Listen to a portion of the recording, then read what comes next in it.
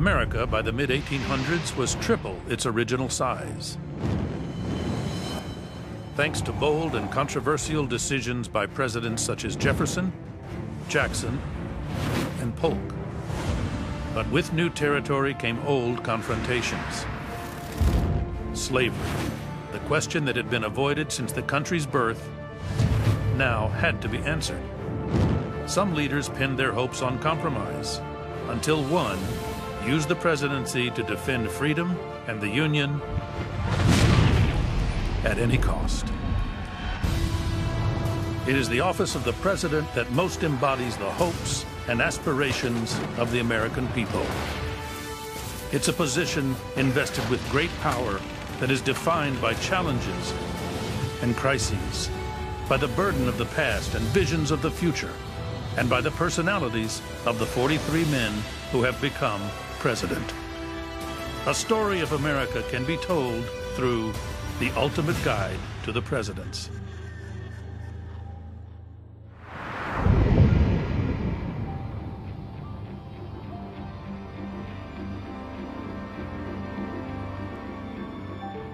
(1849). Zachary Taylor, son of a frontier planter, was doing well for himself. He'd taken 300 acres of Kentucky land and turned it into assets in 3 states worth $120,000, $6 million in today's money. He'd helped his country expand too. As a general in the Mexican-American War, he'd beat back thousands of Mexican forces, in the process earning America more than 500,000 square miles of new territory.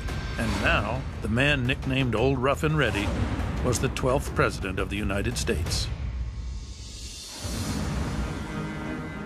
Zachary Taylor is not completely different from previous presidents in that he was a military hero, like Andrew Jackson. But he was also one of the largest slaveholders in the country, which made him acceptable to the South. So the combination of slaveholder and popular hero made him irresistible. But Taylor had never held political office, and his official views on slavery and the growing discord between North and South were unknown. Taylor was a mystery in a certain way. The worst thing about him is that he never voted in his life until he ran for president. So I don't think there was enough of a Taylor record to suggest which way he would have gone. The 64-year-old general had been elected with just 47% of the popular vote, and all eyes were on him, with the country in a precarious position. The nation was in a serious crisis over the question of whether slavery should be allowed to expand westward into the areas that had just been obtained from Mexico in the Mexican War.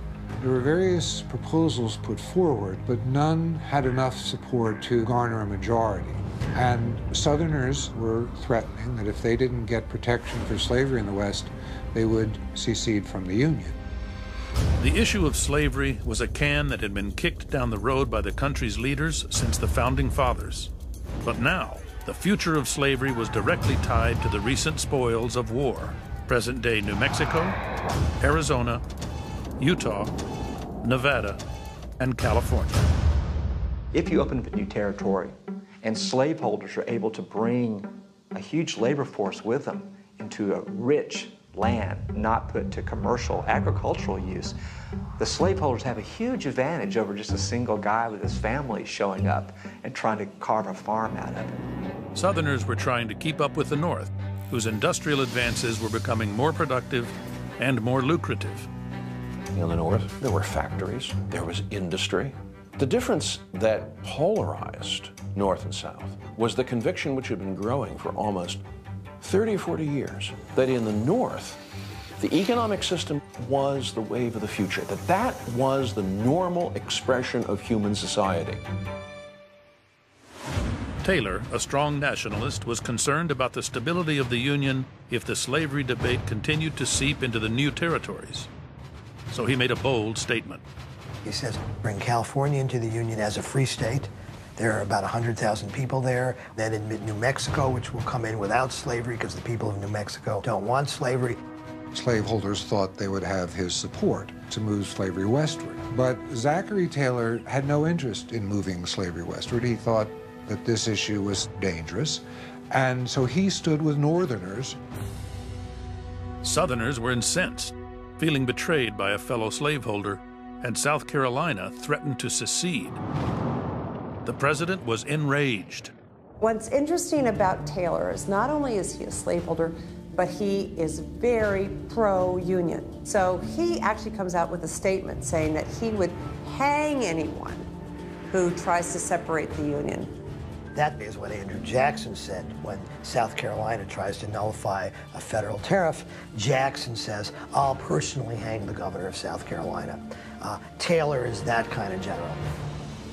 As more southern states made moves to secede, members of Congress saw an opportunity to seize power away from the president, proposing an alternate plan known as the Compromise of 1850.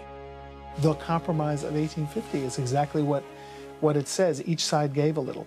It was supposed to put the lid on everything. It was supposed to arrest further agitation of slavery. California would come in as a free state. The other territories in the West would be organized without any restriction on slavery. There would be other components, stronger fugitive slave law, the barring of the slave trade in the District of Columbia. President Taylor was adamantly opposed to the measure, even though his own vice president, Millard Fillmore, thought compromise would stave off further conflict. Vice President Fillmore tells Taylor that if it comes to the Senate and there's a tie vote, Fillmore will break the tie in favor of the compromise. So here you have a vice president who has told his own president, I'm going to vote against the way you want me to vote to break a tie in the Senate. But the old general stuck to his guns, threatening to veto the legislation if it passed. I think Taylor was the one president of the 1850s who could have changed the tumbling events that lead to the Civil War. Taylor had the guts and the foresight to stand up to pro-slavery demands and tell the South, we respect your institutions, but don't think you're going to move into the West because you're not. July 4th, 1850. Taylor attended Washington, D.C.'s Independence Day ceremony at the partially completed Washington Monument. The capital was just a series of loosely connected districts and still had primitive water and sewer systems. The previous summer, a cholera outbreak had killed hundreds of people. Residents were still warned to be careful about eating raw fruits and vegetables. But the sturdy president, famed for his iron constitution, regularly ignored those warnings. The story is that when he returned to the White House, he ate large amounts of raw cherries and drank iced milk and came down with some kind of stomach ailment. And he died 5 days later. Taylor was the second president after William Henry Harrison to die in office. The tough general's passing just 16 months into his term shocked Americans, especially his vice president, 50-year-old Millard Fillmore. He was an upstate New York State politician, and Fillmore unquestionably was quiet, he was unquestionably modest, and he was unquestionably mediocre. He is a man who is a kind of self-made man, living above his social status, and always kind of worried about people will discover that he's really kind of a pretender. He's immaculately dressed, because if you're immaculately dressed, then people won't doubt that you belong at the party. The 13th president's poor background gave him a fixation with improvement. Once in the executive mansion, he insisted on a new bathtub, a stove, and the modern equivalent of $58,000 for the first permanent White House library. But at the same time, he has some foresight. He is a big supporter of the telegraph, the instantaneous connection between one part of the country and another. It was a stunning achievement of science, and it's something that was embraced by Fillmore. One thing Fillmore didn't embrace was Taylor's cabinet. His first action as president was to take revenge on the men who he blamed for convincing Taylor to reject the Compromise of 1850, which Fillmore supported. Fillmore is deeply insecure. He's not particularly well educated. He's very unsophisticated. And like most vice presidents, he's ignored. And so he's angry at Taylor, he's angry at the cabinet, and he fires every one of his cabinet members. Millard Fillmore didn't care. He wanted a compromise. He was willing to sign anything put in front of him. Fillmore signed the compromise, believing that it would create the middle ground needed to prevent the nation from tearing apart. But the result left both slave owners and abolitionists furious. This alienates a lot of the Whig supporters from the North because it's seen as giving a lot of concessions to the South. The South sees the Compromise of 1850 as giving concessions to the North. No one's really happy. Southerners were angry that California entered the Union as a free state, and Northerners were outraged over the fugitive slave law that required U.S. Marshals to capture escaped slaves and return them to the South. Beyond federal marshals, bounty-hunting slave catchers also began snatching up black men, women, and children, whether they were former slaves or not. For abolitionists and many tentative Fillmore supporters, it was the last straw. Fillmore completely collapses over the fugitive slave law, becomes obsessed with it. This becomes what his administration focuses on. You see a picture of him as he becomes president. He ages the way most of the people who've taken on that office do. But in Fillmore's case, he adds a lot of weight. It looks like he just becomes totally burdened. Fillmore would be the last member of the Whig Party to hold the office of president. Just as John Tyler was snubbed after he succeeded William Henry Harrison, the Whigs refused to nominate Fillmore to run for a second term in 1852. Millard Fillmore is a punchline today. But if you took Millard Fillmore out of history, America would be a very different place. Millard Fillmore is important because if Zachary Taylor had been president, he probably would have refused to sign many of the pro-Southern measures of the Compromise of 1850.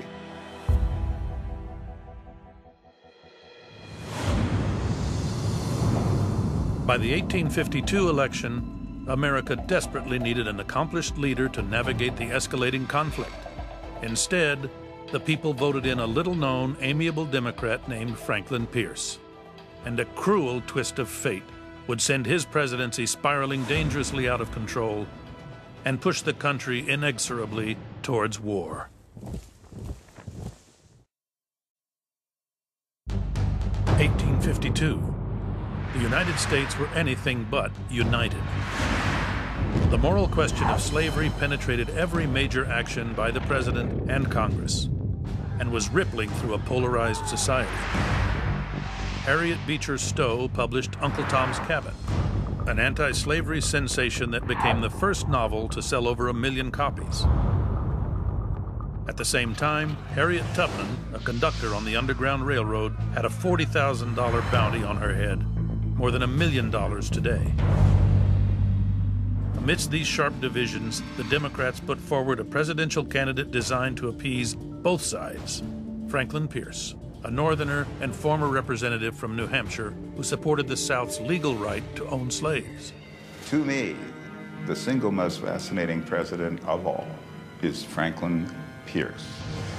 And he, in a way, was the boy who had everything.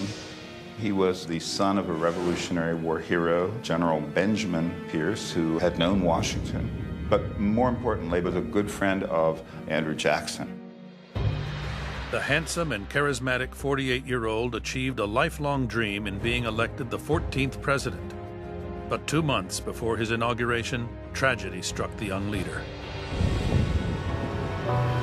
They were in a railroad car. President-elect, his wife, the son, Benny, and at least 15 or 20 other people. An axle broke. The car rolled over an embankment and crashed down at the bottom of a ditch, and there's only one person killed, and it was the 11-year-old boy, Benjamin Pierce. And that is how Pierce began his presidency. I think his personal life devastated him as a president. I don't think there's any question of that. By the time he came to the office, he was a man shattered. He was a drunk in the White House. People at the time said that they didn't think he was paying attention at the cabinet meetings. He was just hugely depressed. He was, I think it's pretty safe to say, as pretty close to dysfunctional as it was possible to be. Pierce tried to find solace in his work. but the executive mansion became a miserable place. His wife blames her husband's political career and desire for political fame. They move into the White House just a few weeks after this horrible accident has taken place. Mrs. Pierce never recovers. She's in mourning for the entire administration. During Pierce's term, the White House was frequently trampled and dirty, so Congress gave the equivalent of nearly $1 million for upgrades and renovations. A bathtub with hot and cold running water, a screen of glass and bronze for the front entrance, and a brand new conservatory with fruit trees, ferns, and fresh flowers to brighten up the grounds. As the White House was getting its facelift, Congress was planning a major upgrade for the nation: a transcontinental railroad. What happens, though, that really destroys Pierce's administration and puts the country closer to the Civil War is the Transcontinental Railroad. Where would it start and where would it end on the Pacific coast? The decision on which route the railroad would take across the country would become divided along pro- and anti-slavery lines. Senator Stephen Douglas, who chaired the Territories Committee, was a senator from Illinois, and he wanted the railroad to go from Chicago out to San Francisco. Southerners wanted the railroad to go from Atlanta out to Los Angeles. A northern route would run through the territories of Nebraska and Kansas. Southern leaders agreed to the route only in exchange for an agreement that the presence of slavery would be determined by settlers in the areas and not by the government. And he sells this idea to Pierce, but the only way it can work is he has to get Southern support to get rid of the Missouri line, the southern border of Missouri, making the division between slave territory and free territory. And so by eliminating the Missouri line, how do you determine what's going to be a free state and what's going to be a slave state?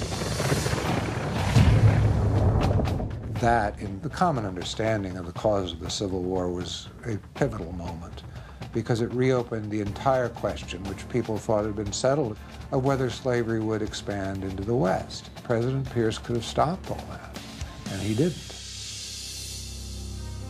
Senator Douglas introduced the Kansas-Nebraska Act, which Pierce signed in May of 1854. It was a decision that would doom his presidency. The Kansas-Nebraska Act allows a vote of the settlers to determine whether it's going to be a free state or a slave state. What happens in Kansas is that all these different groups rush in and try to establish a majority of either free soilers, people who don't want slavery, or people who are pro-slavery. And it ignites almost a civil war within the state. Over the next 2 years, newspapers reported the chaos of what they called Bleeding Kansas, and some 55 people were killed. Well-known abolitionist John Brown and his sons hacked 5 pro-slavery men to death with swords. Pierce stood by as Kansas became a hotbed of terror and tragedy over this question of whether Kansas would become a free or a slave state.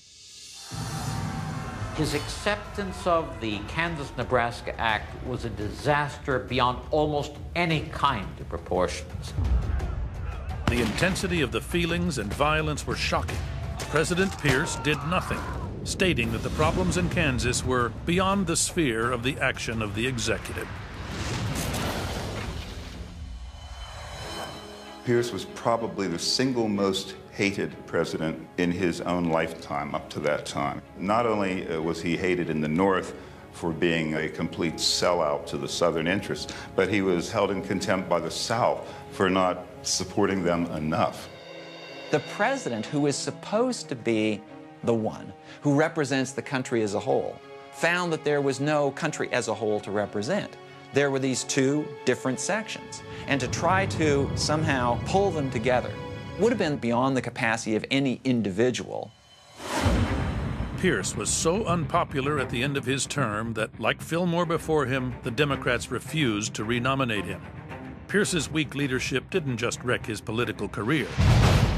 It had inflamed the conflict between North and South, and the next president would do nothing to stop it.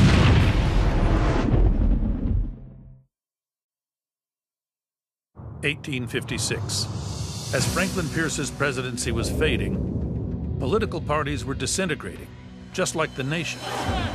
The Whigs were in disarray, with a northern anti-slavery faction deserting to form a new party, the Republicans. Slavery once again dominated the election, with Republicans rallying against any slavery expansion, while Democrats, whose motto was anybody but Pierce, refused to nominate their own president.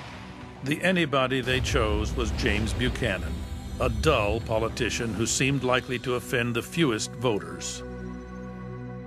James Buchanan was a Democrat from Pennsylvania, but he sympathized with the Southerners in slavery. He thought that the slaveholding Southerners who wanted to secede had no right to secede, but they were more sinned against than sinning. He thought that Northerners ought to compromise with them.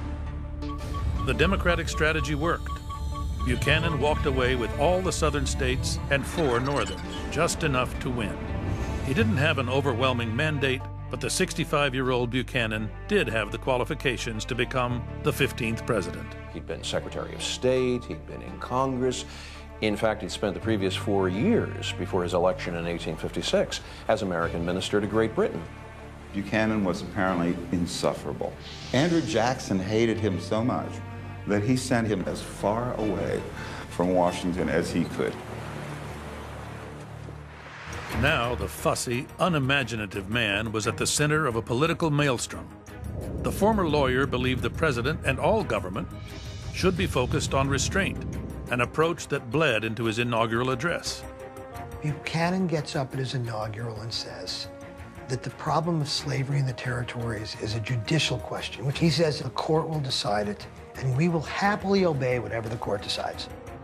The Supreme Court had been deliberating over a case that was as controversial as Roe v. Wade or the 2000 Bush-Gore election decision, a lawsuit from slave Dred Scott.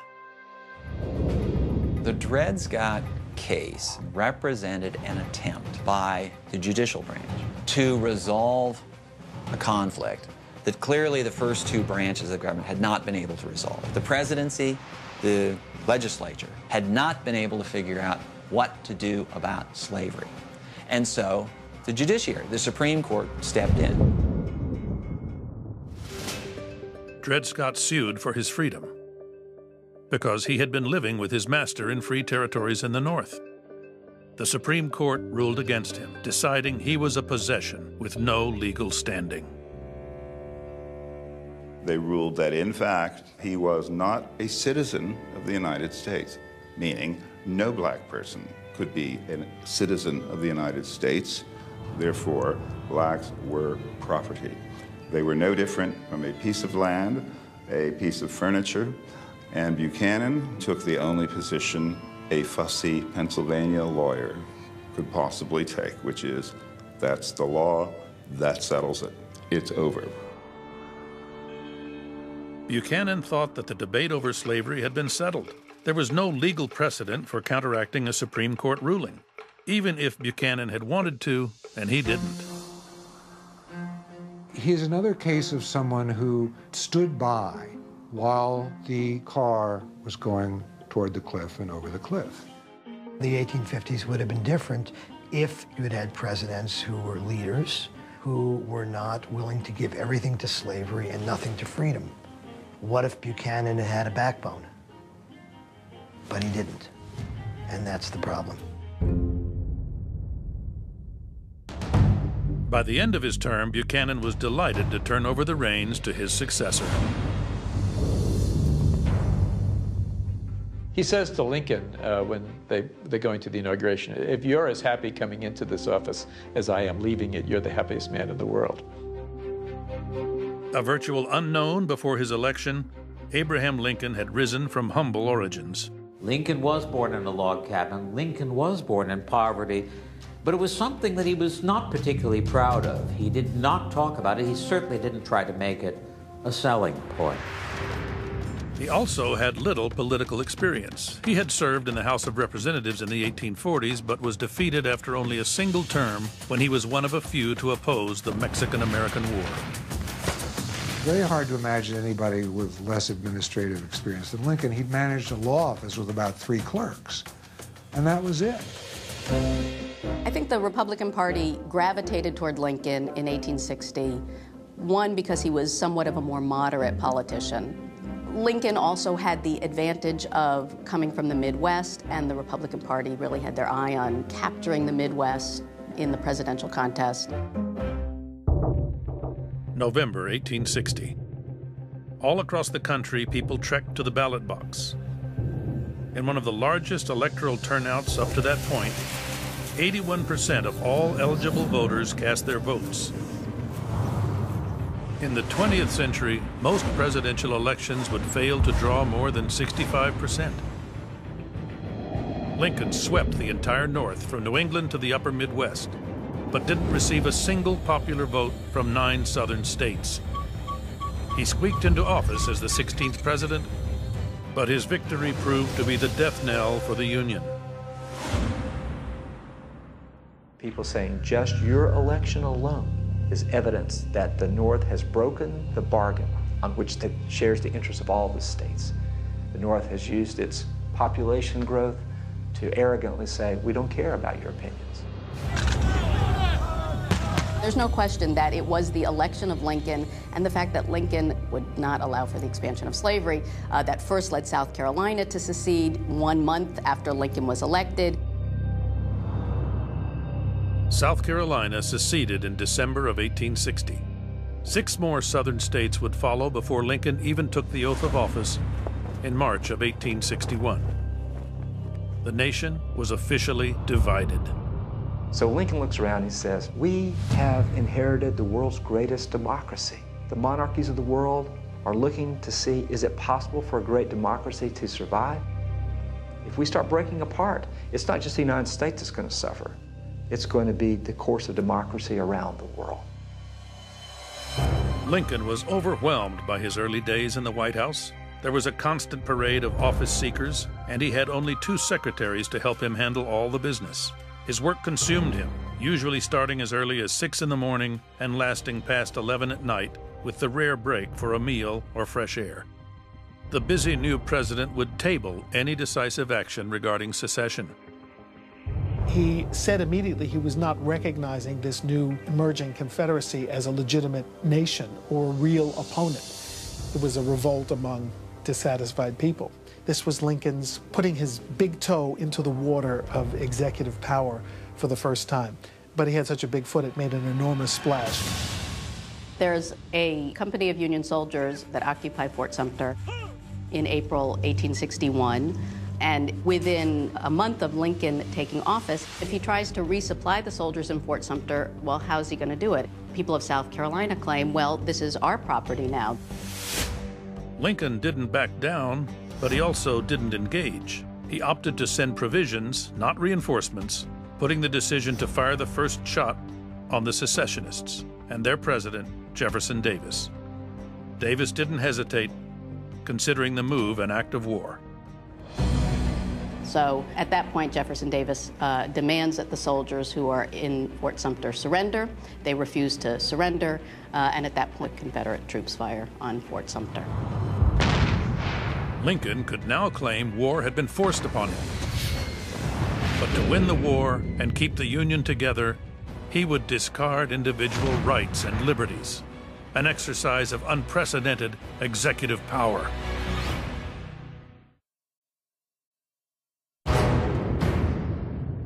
May 1861. Maryland, a border state, was torn between Unionists and Southern sympathizers. Baltimore was a city in fear. Armed troops marched the streets. Telegraphs were censored. Newspapers shut down. And the city's leaders, including the grandson of the man who wrote the Star-Spangled Banner, were thrown into military prisons. The man behind this reign of terror was Abraham Lincoln. He knew that if Maryland joined the Confederacy, Washington, D.C. would be cut off from the North. He would do anything necessary to stop it. One of Lincoln's most important contributions to the presidency, if not the most important, is the development of a war powers notion of the presidency. he suspended the writ of habeas corpus, so he's trying to isolate and quarantine the die-hard rebels from all their sources of support and smother the rebellion. Ever since hostilities had begun a month earlier, the president had been vigorously exercising his role as commander-in-chief. After Fort Sumter, Lincoln took on the first of his series of extraordinary executive powers.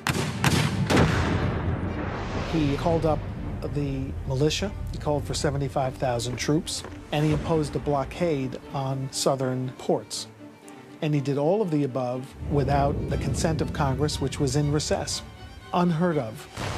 His strong-arm tactics prevented leaders in Maryland from voting to join the 11 states of the Confederacy in September of 1861.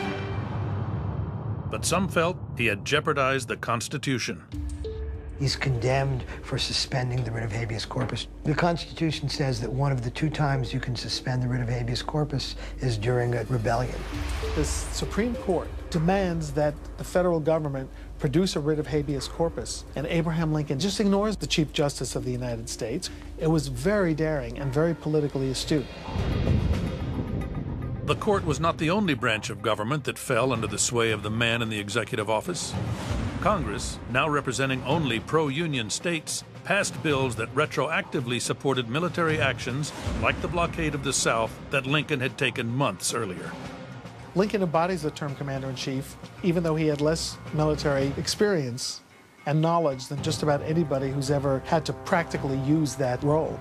He came to it with the briefest of experiences in uniform, a member of a volunteer company in an Indian war in the 1830s. When Lincoln becomes president, he really knows next to nothing about military affairs. And suddenly he has to sketch out, he has to respond to a number of crises that force him to define, to articulate this commander-in-chief job. We don't realize that he was the one who really learned how to use the telegraph in real time, communicating with his field officers. He knew what was going on. It changed the whole way the president would be an active participant in a war.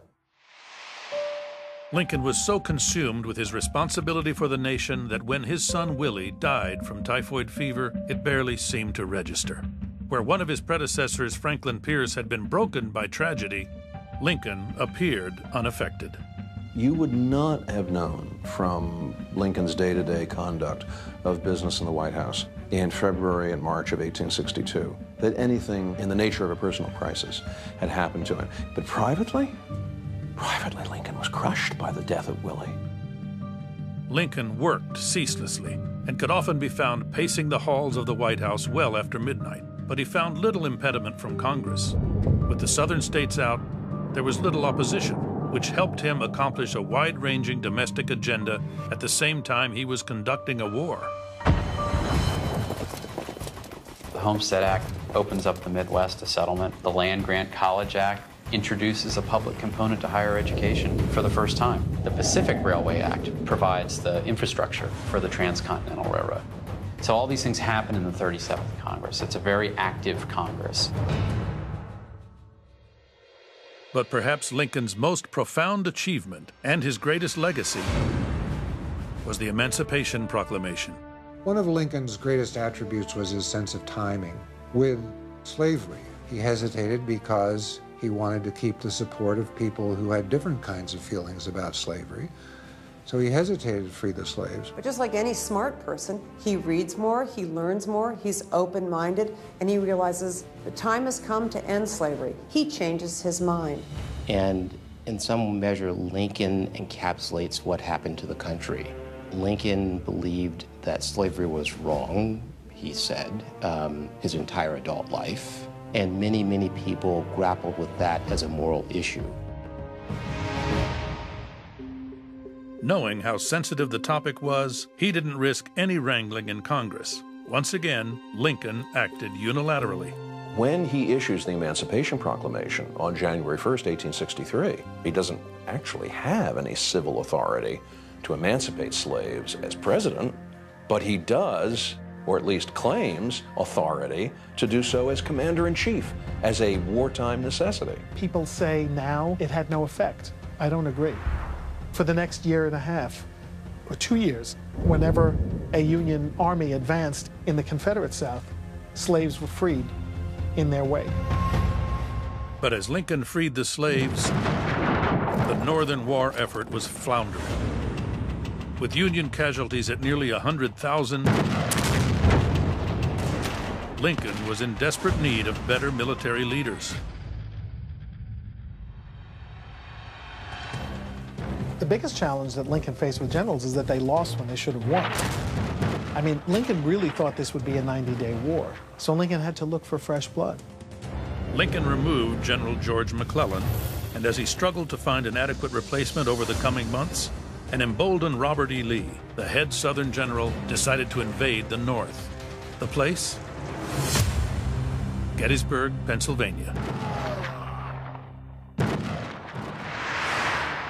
His miscalculation resulted in the worst defeat for the South since the war began.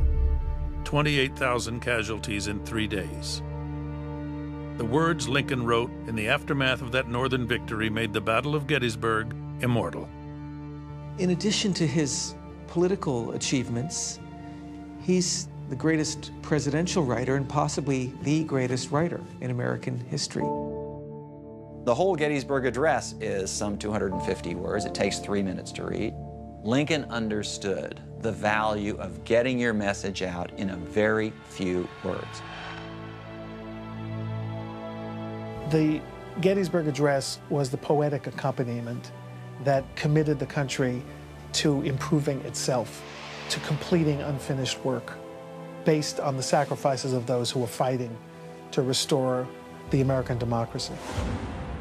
Gettysburg was a turning point, not only the beginning of the end for the South, but as a stage where Lincoln presented a new vision of the federal government as the defender of liberty for all.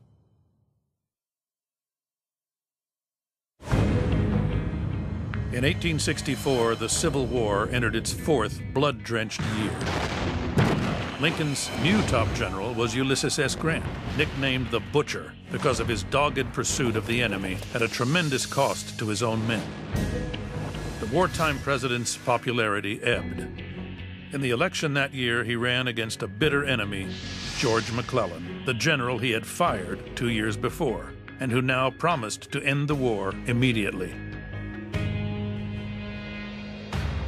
In the middle of a war, it would not have been unthinkable for Lincoln to say, okay, we're simply going to postpone the election. But he resisted the temptation because he believed that things that makes democracy work is that we hold elections, even when the elections are difficult.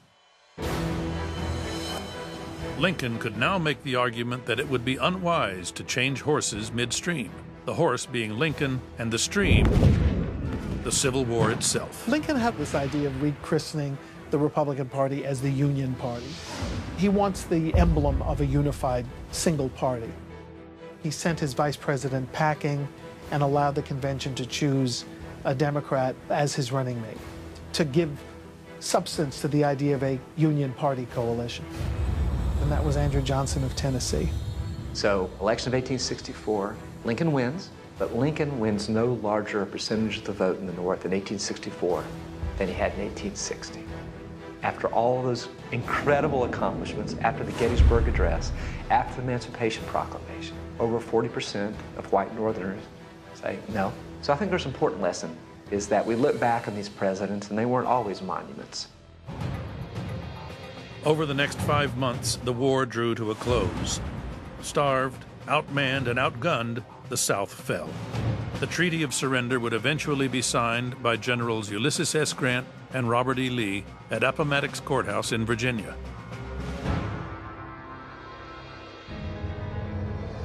As the war was still concluding, Lincoln held his second inaugural. The amazing thing about Lincoln's second inaugural is that it was not celebratory. It was not a victory statement. He stood up there and delivered a lecture in which he said, we're all equally responsible for this mortal sin that we allowed to fester in our country for hundreds of years. But there was also another issue. What was going to happen? There were 400,000 African Americans in the United States at the time of the founding. At the time of the Civil War, it had grown to 4 million. By that time, for any objective observer, it was clear that these people were going to have many of the rights that whites would have. For an angry young Confederate sympathizer named John Wilkes Booth, the end of slavery and Lincoln's victory were unacceptable. He not only attends the inauguration, he's actually in the rotunda of the Capitol earlier when Lincoln walks through, and more than one observer sees him glaring at Abraham Lincoln, almost threateningly, and more than one person says this guy has to be watched. April 14th, 1865. A shot rang out in Ford's Theater. The president slumped forward. By sunrise the next day, Abraham Lincoln was dead, and the final chapter of the Civil War, the reconstruction of a nation, would be written without him. I mean, it's hard to imagine. I mean, here's a country that has just gone through perpetual crisis and loss. The country lost the equivalent of today of 6 million people over the preceding 4 years. And now you have the president who has seen you through all of that, senselessly gunned down.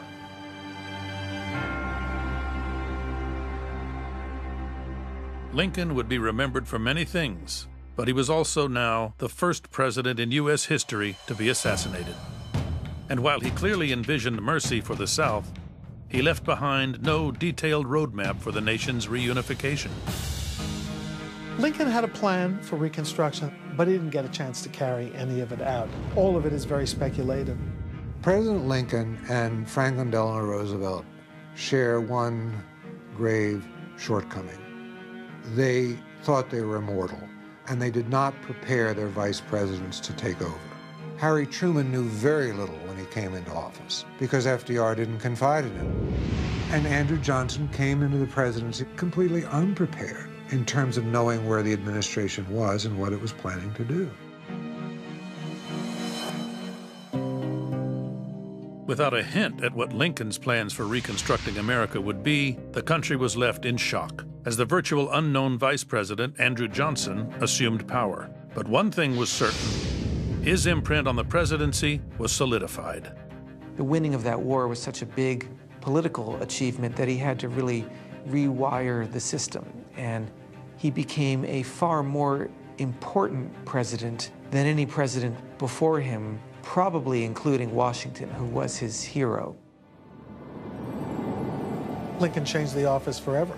He showed that one person could meet the emergency by using emergency powers. Democrats, Republicans are doing what Lincoln did, whether it's Franklin D. Roosevelt and rallying the country for the New Deal, Richard Nixon sending more troops to Vietnam. With Abraham Lincoln, there's a general impression that only when he was killed did people appreciate what they had had among them. But in fact, publications like Harper's Weekly, which was probably the most popular periodical in the northern part of the United States during the Civil War, said that he would go down in history as the greatest president the United States had ever had. America was about to embark on a new, unprecedented task, the reconstruction of a fractured nation. But the next president, Andrew Johnson, was not a healer.